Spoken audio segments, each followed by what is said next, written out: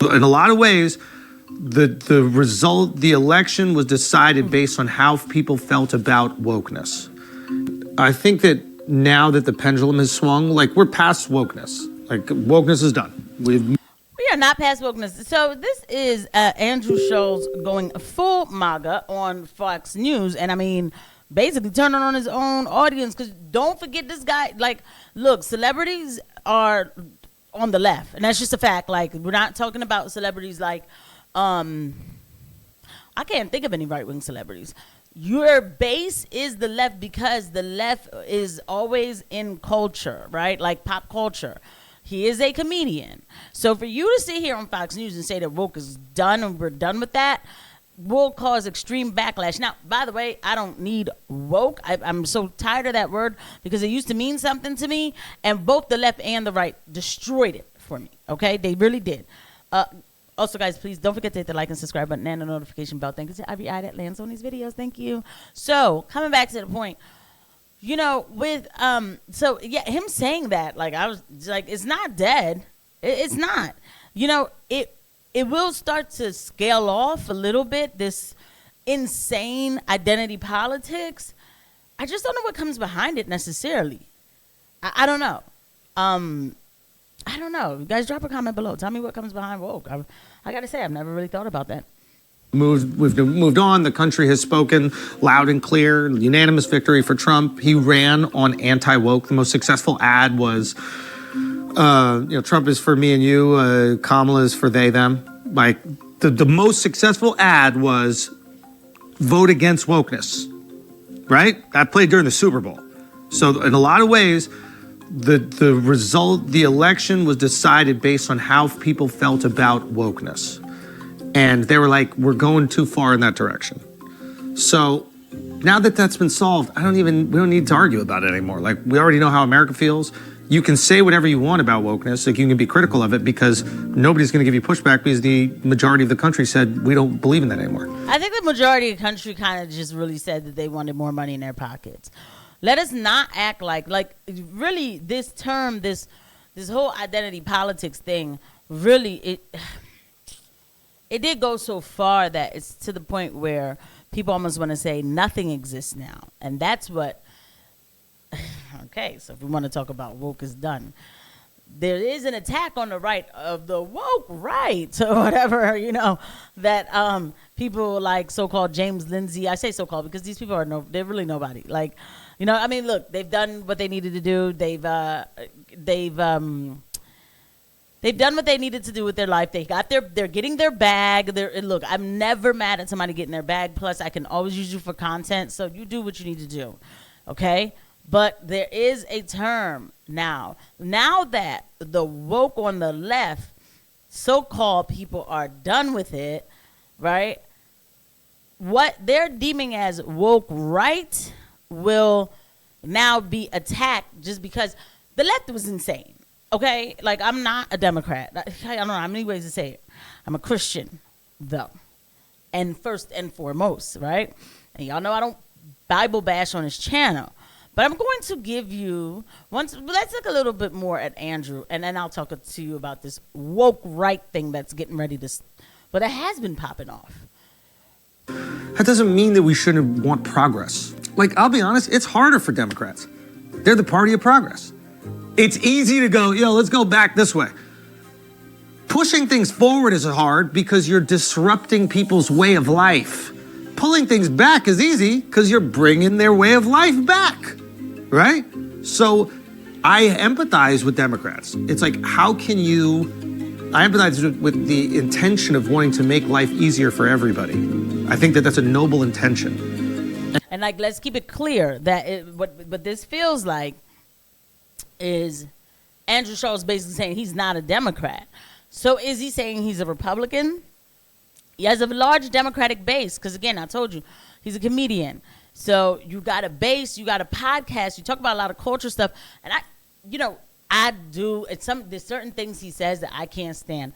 But I'm not going to, I couldn't really stand this guy when I first saw him.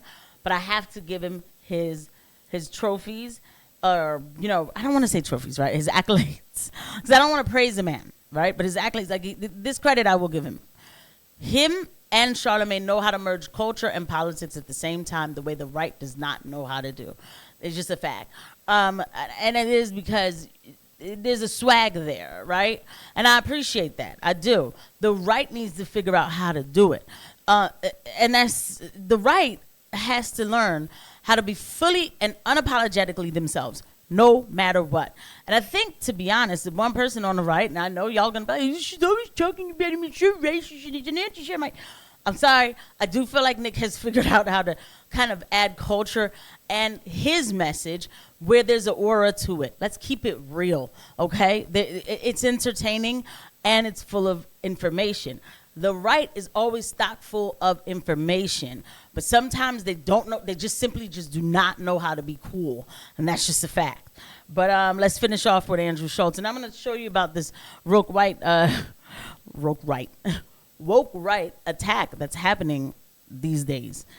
And the question is, how can you push progress forward without making me feel any sort of like restriction in my life or making me feel any sort of guilt for what I believe to be quite normal or sensical? And that's a tricky task, but it's up to them to figure it out. Okay, so I like that he said that at the end. How can,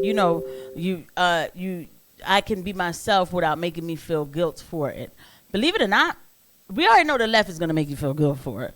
But it is the right that's trying to make people feel guilty for certain things. So let's just go to Twitter world so I can explain this to you. There we go. Woke means being led by grievance politics, located in ideologically defined identity groups. So, of course, there's a woke right in addition to a woke left.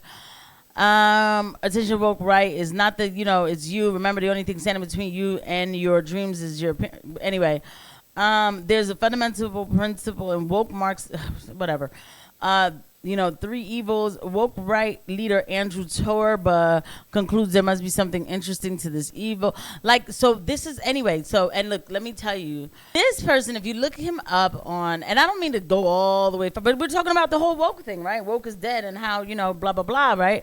But they still want to keep this word to keep people in line, especially in the the right wing. Konstantin Kisin loves talking about woke right. Konstantin Kisin has blocked me, okay? Noticed I couldn't comment under Jordan Peterson's post, and he blocked me. I mean, the fact that he would even say this about Candace is crazy. He's been going after Candace Owens. Candace Owens, a true Pharisaical pretender. She vociferously proclaims her devotion to Christ for no other reason that to elevate her perceived status.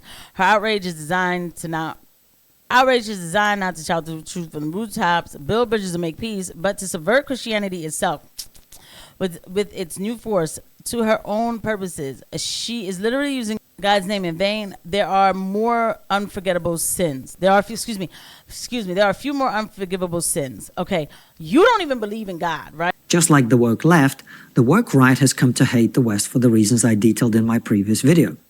But what is more, the what else are they lying about question is a slippery slope down which you inexorably slide if it becomes the lens through which you see the world. Okay, so I'm not going to stay stuck on this guy. So the thing is that these are the people who are blocking people and saying that, Jordan Peterson, who went and did a whole dissertation about how Christ is King is sometimes hurtful. I can't ever conclude to saying that is true, because I believe that all things done in the name of the Lord goes for the good. Maybe there's somebody out there who's using it in a way and taking the Lord's name in vain, and that's between them and God. I will not ever in any way go ahead and concede that it can be used for malice. I won't, because then I set a precedent for you to make a subjective argument and figure out who's using it for malice and who's not. The thing about being a Christian is this, okay? It is not something that is always so sweet and innocent. Sorry, keeping it real. You know why? Because when you're a Christian and you stand with Christ, you stand with the truth, okay? And when you stand with the truth is quite inconvenient and it gets in people's ways and it makes them mad. You can't let go of that truth. And so then that's when you make enemies that you didn't even know was paying attention to you, like Jordan Peterson and this guy, right? Like, I'm just like, well, dang, what did I say that was so wrong? It goes back full circle. with this word woke. It is not going to go away. And I guess really I answered my own questions. What comes after the woke left of dismantling the woke left is going to be dismantling the woke right, what they call the woke right. You're not ready for that because this foundation is not that of self-indulgence. Okay? All right. I'll leave it there. Thank you for watching. Bye.